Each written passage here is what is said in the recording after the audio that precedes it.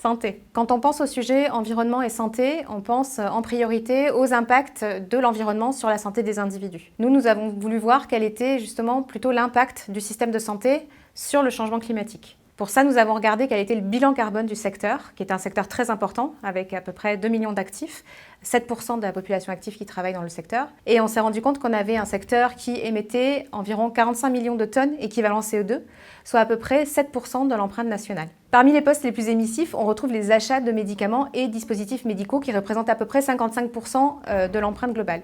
On retrouve aussi les déplacements, qui correspondent à peu près à 20% de l'empreinte, et les dépenses énergétiques qui, elles, correspondent à peu près à 10 à 15% de l'empreinte. Il y a aussi d'autres postes, mais moins impactants, comme par exemple les déchets ou les gaz médicaux. Dans le cadre du plan de transformation de l'économie française, au SHIFT, on propose un certain nombre de mesures. Les premières mesures qu'on propose correspondent aux émissions les plus fortes du secteur.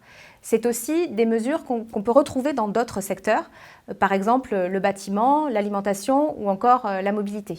Plus spécifiquement, on sait que de nombreux établissements sanitaires ou médico-sociaux sont aujourd'hui de véritables passoires thermiques dont il faudrait refaire l'isolation, ou encore on pourrait tenter d'améliorer l'alimentation des patients à l'hôpital. On propose aussi d'autres types de mesures qui correspondent plus directement au secteur de la santé, par exemple le fait de publier le contenu carbone des produits pharmaceutiques avant la délivrance ou le renouvellement de l'AMM, ou encore le marquage CE pour les dispositifs médicaux.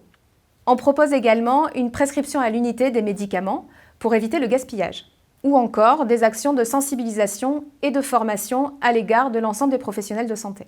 L'ensemble de ces mesures sont nécessaires, pour autant elles ne suffiront pas à elles seules à assurer une trajectoire de baisse des émissions d'au moins 5% par an. C'est pourquoi nous proposons aussi d'agir sur la demande tout en maintenant le niveau de santé des populations. La santé en 2050, c'est avant tout un système robuste, résilient et décarboné. C'est un système qui s'appuie sur les co-bénéfices des politiques de santé et des politiques environnementales et qui permet aux individus de rester en meilleure santé sans recourir systématiquement aux services de soins. En somme, c'est un système de santé qui bascule concrètement du curatif au préventif.